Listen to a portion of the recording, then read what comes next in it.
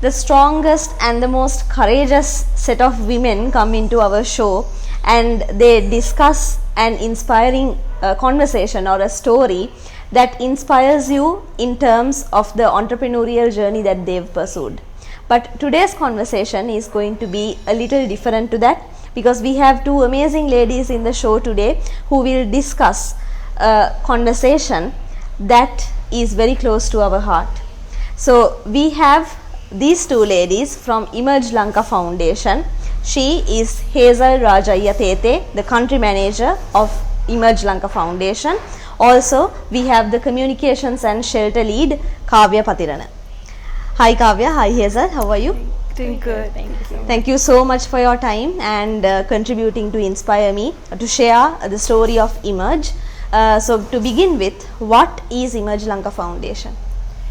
It's wonderful to be here. Thank you so much for having us on your show. Emerge Lanka Foundation works with survivors of childhood sexual abuse. We work with two age segments. We work with those who are under 18, and we also work with those who are over 18. So Emerge basically empowers these young ladies who have suffered such an unthinkable situation in their lives, who have been through so much. We're the only organization in Sri Lanka that's allowed into the government shelters.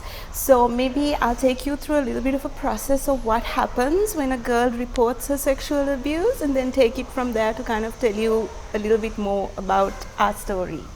In Sri Lanka, when a girl reports her sexual abuse, she is often taken from her home and put into a government institute. And the reason that this happens is that 80% of abuse in Sri Lanka is incestual abuse, which means it is either a relative, a very close relative, or it is somebody that is known to the family. It's a very close, the abuse is very close. So her home is not safe for her because it is a very taboo subject in Sri Lanka. And sometimes people think that the child needs to hide the story for the future, for her reputation within society. So the government takes the decision to take the child out of the house and place her into a shelter, what is known as a shelter. Unfortunately, what this does is that she is here for the remainder of her court case. In Sri Lanka, court case on an average take 10 to 15 years to be sorted.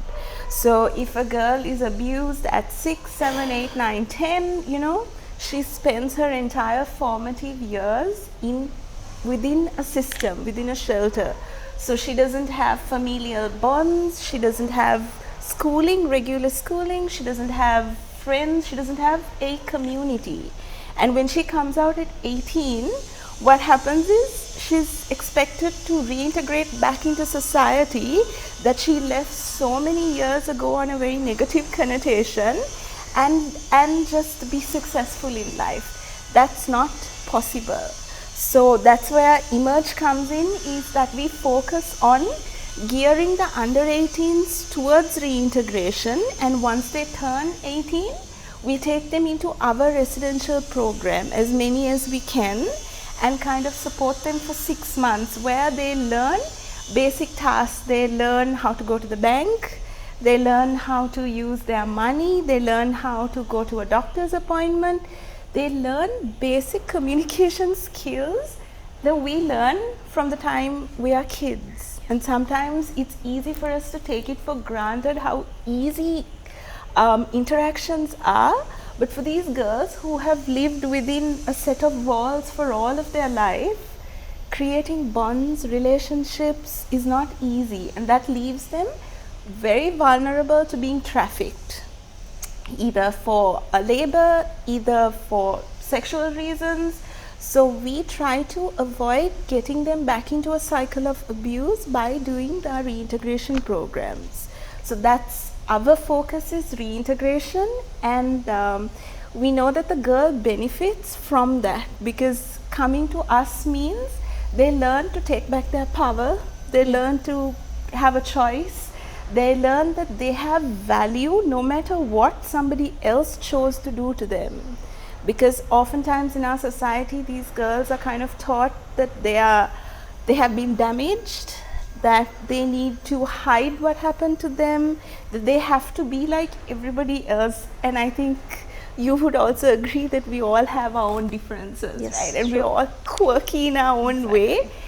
And we've been blessed enough that we don't have to fit into a box. We're in a place in our life. But these girls are told, you have to do this, you have to be married, you have to, and if you talk about your abuse, nobody's going to marry you, because your entire value is in your marriage, your society. So they come out thinking, I have to put my head down, I have to adhere to what everybody else is saying, I have to kind of your mind is conditioned, no?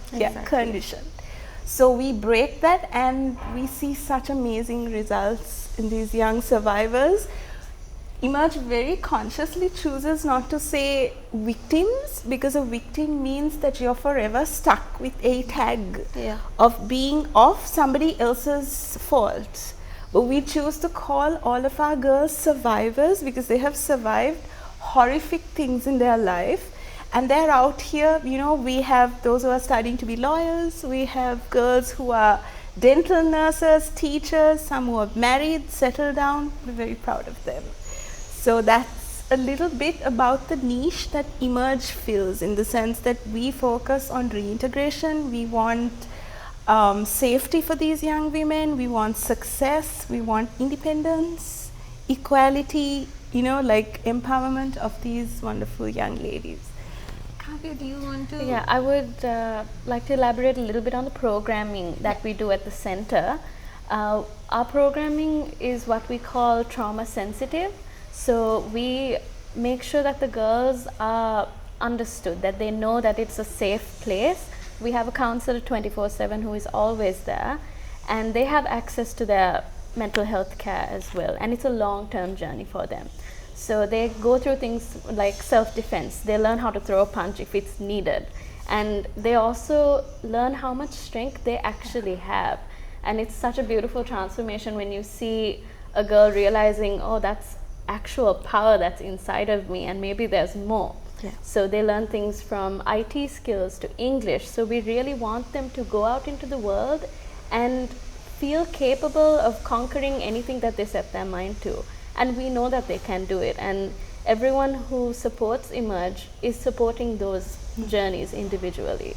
Yeah.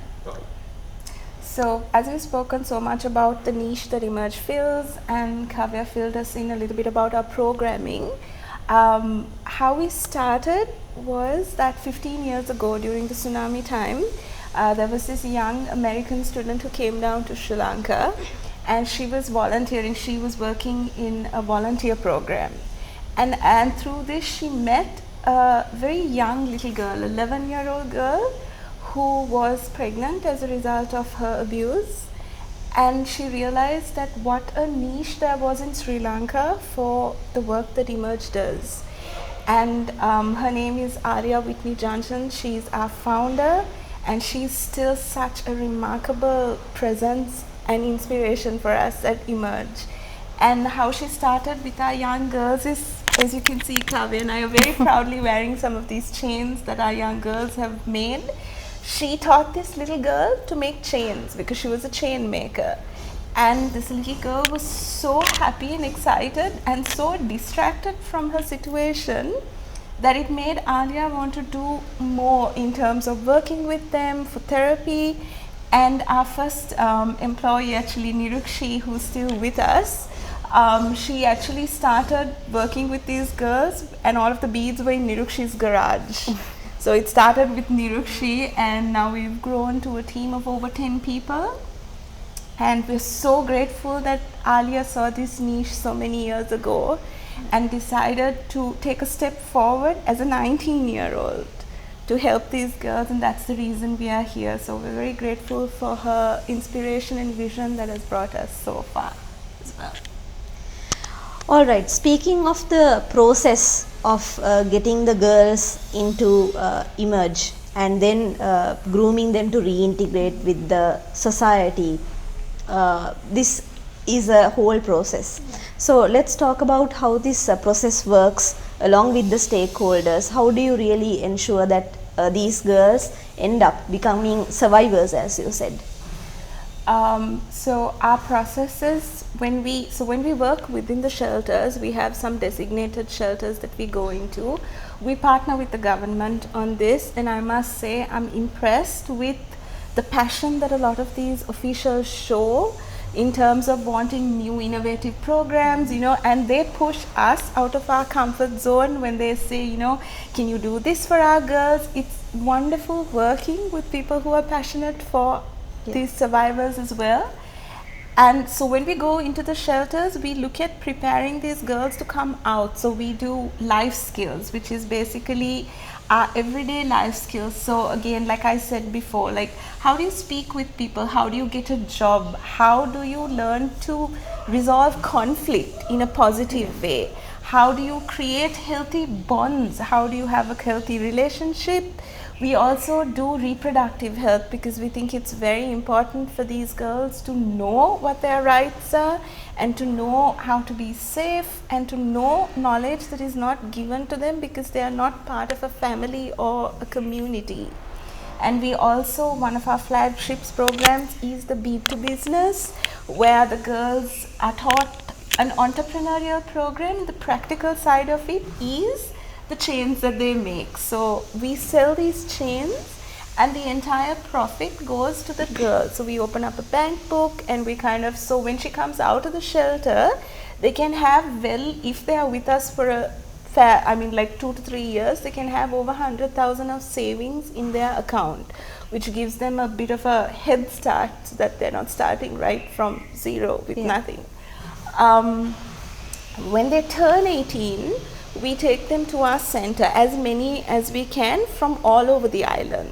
So we have girls from the south, we have girls coming to us from the east, from the western province, like it's all over, central. And when they come in, our focus is healing, decompressing, healing, and empowering them. So they go through, like Kavya touched on, they go through a series of trauma-informed programs.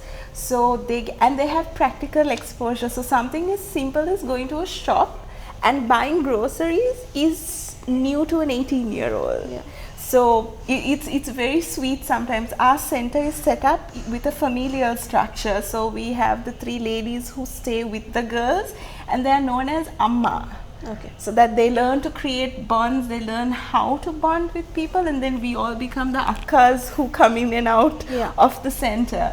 So it's just like, you see the center mother will go and they go like little ducklings behind her to Cargills or Keels, and then they learn how to buy for the week, they learn how to budget, they learn how to handle money. Some of them have never touched money in their life. So they learn how to take a balance, how to ask for things. Yeah.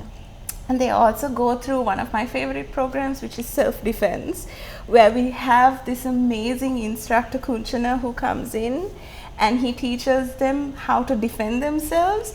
And we have girls who start their program with, I can't. Yeah. And like they sit aside and they're afraid to throw a punch because they're taught to be, And by the end of it, they're breaking tiles. And it's amazing. Literally. Yes. And it's amazing to see that transformation. And all through this, we are also trying to figure out what their passion in life is. What are you interested in? Do you want to pursue further studies? And we have a pool. So one of our most important stakeholders is our job pool, where we have very trusted employers who take our girls in for a job. So for example, if they are interested in a particular area, we have somebody in our job pool who will take them on and give them a job at the end of 6 months. So they leave us already having a job, a place to stay, and security. And that's a little bit about the process of how we kind of take them through this.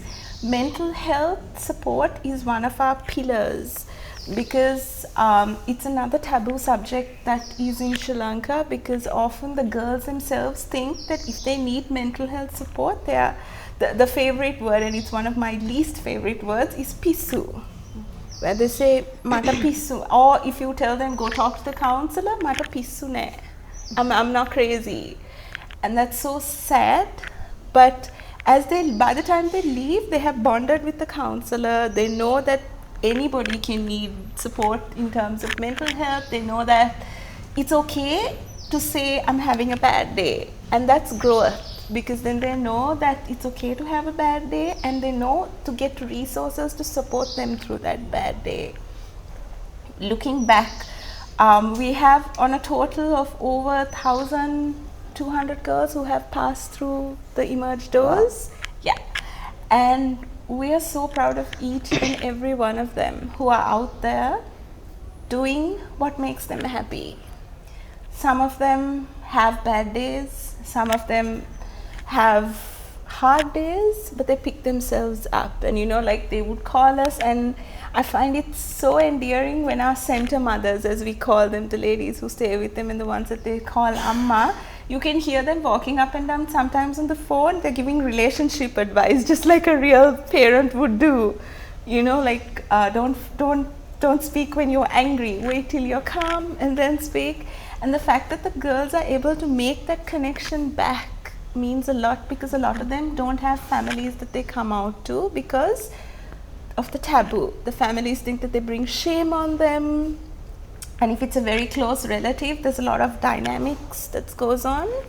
So we are so proud of the fact that these young ladies are survivors. They're out there, they're functioning.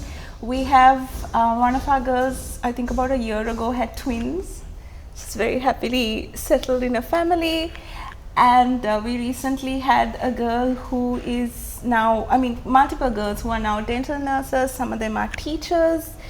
We had 2 girls who are studying to be lawyers, because as one of them says, I don't want what happened to me to happen to another girl, so I'm studying to be a lawyer so that I can put an end to this. And this is the strength that we know, and like Kavya said, for them to discover that strength, because going through this trauma takes away from who they are. But the fact that these programs help them find. Emerge doesn't, I must say, we just give them a push. That's all we do. We don't tell them what to do. We don't need to, because as you said to me before the interview also, you all never say what has to be done. No. Exactly. You never dictate likewise. Yeah. And it's very important for us.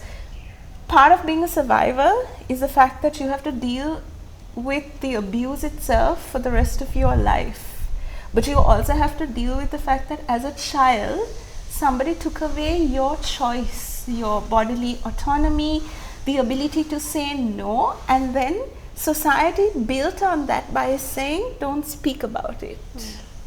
So our main thing is, how do we give back a girl her choice? We're very, very careful at Emerge, and I know those of you who worked with us who are watching this would know, we never ask the girl to show herself to anybody. We are very, very intent on maintaining confidentiality, not because we grow the myth of shame, but because we encourage her to make a choice. And there are some of our survivors who decide we're not going to keep in touch with Emerge because that's a part of our lives we want to put behind the door forever and move on. And I am so equally proud of these young ladies, because that's an autonomous choice. And taking back your ability to say no is not easy. Thank you. So that sort of process, very concentrated process, and a lot of effort is being put to make sure that these girls who go through a lot of trauma are finally reintegrated to the society, to the communities, to the public, which is amazing. That's why at the beginning also I said this is very inspiring and personally I love the subject so much, because at the end of the day we discuss a lot on how entrepreneurs have changed their lives with the kind of sort of products they do, and how they have developed it into a revenue generating model. But this is the other side of the scale, I would say. Courageous women and the strongest women are not only the ones who are commercially developing their lives, but there is a side of this nature as well. That is why at the beginning I said that this is truly inspiring. So with all these processes that go through in Emerge, I am sure it has changed you all as well. How has Emerge and working with these girls had changed your lives? Do you want to take this first? Yeah, sure.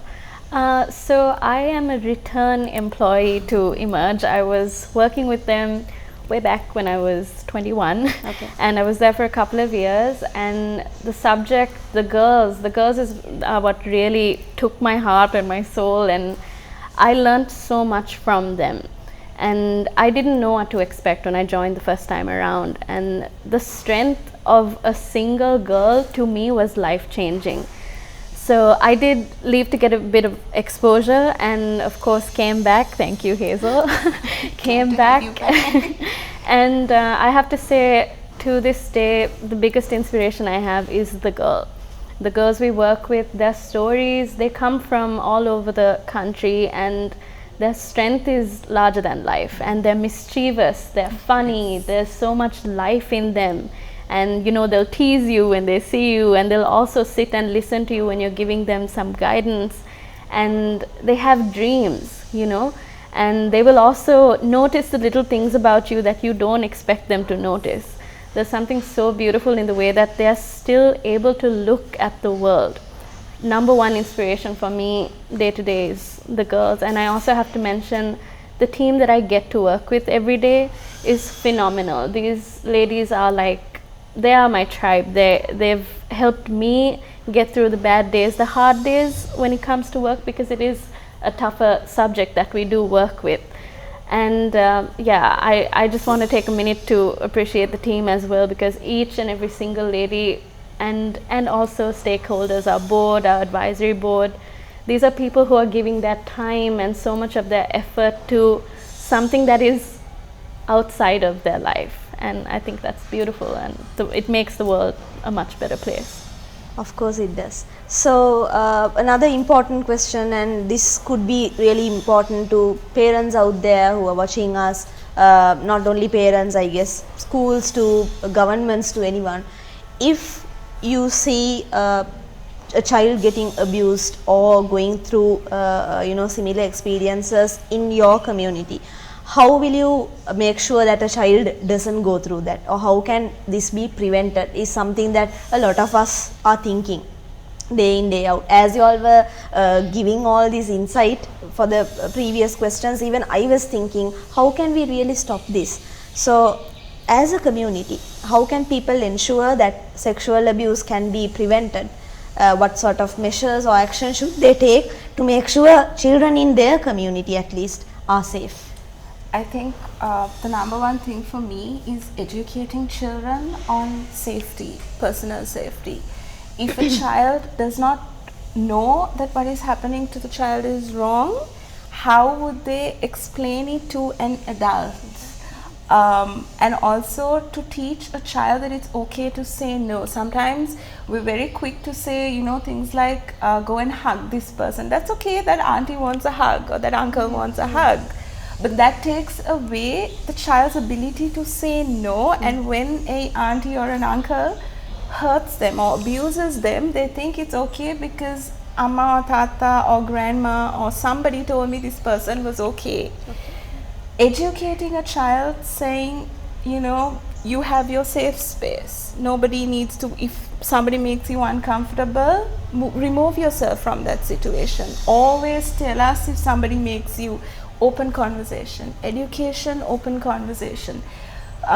Bringing it out wider as a community, zero tolerance. Sometimes in our community, the easiest thing to do is hide it under a carpet and pretend that it never happened, because that's the easiest thing. But how much of courage does it take as a bystander? And it takes a lot of courage to be able to stand up and say, what is happening to this child is wrong. Reporting it takes a lot of courage to do that, but it will change that child's life, and it will prevent further victims. Because if it takes 10 to 15 years to prosecute a potential pedophile, then it means that that's 10 to 15 years of this person being outside and having access to children. So the biggest thing we can do as a community is zero tolerance. Report, speak up, educate yourself, educate the children, and just create a community where it's not okay for child abuse to happen. And it sounds so easy when I say these words, you know, speak up, report, educate. It means breaking a lot of cultural norms in Sri Lanka to do that, because reproductive health itself is not an accepted thing in the wider circles, right? But as parents, as teachers, as educators, as people who have access to kids, think about how you can keep your child safe. Think about how you can keep people in your circle safe. And if that means having to report somebody who means a lot to you, it is a hard thing, but it's important to do.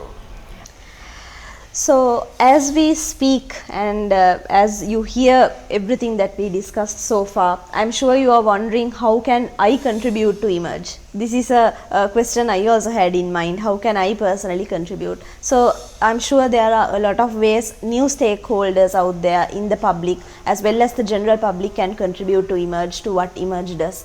How can they really support and get involved? For me, there's two answers to this question. One is to do with our mandate of what I spoke with you just a little while ago, in terms of support the cause, speak up about sexual abuse, educate your children, educate the children in your community, rally community groups to keep your community safe, a community protection group, a child protection group, things that will help to prevent this, because it's always better to prevent something than actually try and put a band-aid over it. And once it's happened, finding solutions is long term. In terms of getting involved with Emerge, we would love to have people come on board and support us. We have a lot of volunteer spots that are open, and we would be so happy to have people volunteer with our girls, supporting us with our work behind the scenes. So if you are interested, please do get in touch with us on our Facebook, Instagram pages, or through our website. And also, if you feel like you can give our girls jobs, so support for employment, please do get in touch, because we are always welcome employers to join on board with us. And if you would like to fund our programs, because funding is an extremely challenging situation for us with the pandemic, and keeping our programs open, I mean, we fight to keep our programs open, and it's a daily fight and a daily it's always, how do we get funding, how do we keep it open? And sometimes we open our programs despite not having funding, and then something always happens. But if you do want to support us through funding, no amount is too small. Every cent goes towards these wonderful young survivors of ours. So please do get in touch with us and see how you can join hands with Emerge to work with these amazing ladies. I'm going to be the next volunteer. Wonderful. I'm definitely going to do that, and please contribute to this cause. That is our request and our invitation to you on behalf of Inspire Me. Speaking of which, let's talk about the social media channels and the website so that anyone can contact you all. Of course. So you can find a lot of information on www.emergelanka.org. And we just revamped the website, so there's a lot of information that will keep coming on that space as well. A lot of our journey you can see on our Facebook and our Instagram, which goes at Emerge Global for the moment. And we try to reflect the strength and the power of our girls on these channels, and by respecting their integrity, their dignity. So yeah, that's where you can find us, and if you have any questions at all, you can just DM us or send us an email through the website, and we'd be happy to talk to you. And if you are going through any sort of abuse right now, if you are a survivor of sexual abuse, you need mental health support, you need support of where to go next, do not hesitate to connect with us. We're more than happy to see how we can connect you with some of our partners. We do partner with Child Protection Force and a few other organizations, and we are more than happy to support you if you have a question or if you feel you're in an unsafe space. So please do contact us. We were in an amazingly inspiring and a heartfelt conversation with these two ladies. They are from Emerge Lanka Foundation, and thank you Hazel, thank you Kavya for your time and sharing all this information very generously with our audience. So I wish all the best for all future endeavors, and may this episode help to lobby a lot of support in the future in terms of volunteering, funding, to everything that's required to take Emerge to the next level and support the survivors. So you are watching the Inspire Me YouTube channel. Subscribe to the channel and hit on the little bell as well, so every time we have a conversation like this, you will be notified then and there. All these episodes can be watched and browsed on our website as well, www.inspireme.lk. Follow us on our social media as well. We are on Facebook and Instagram at inspireme.ceylon. If you would like to feature your venture or any initiative of this sort in Inspire Me to inspire a lot of people out there, get in touch with us by writing to us at hi@inspireme.lk. So thank you for watching us. We will bring another conversation of this sort to you very soon. Thank you.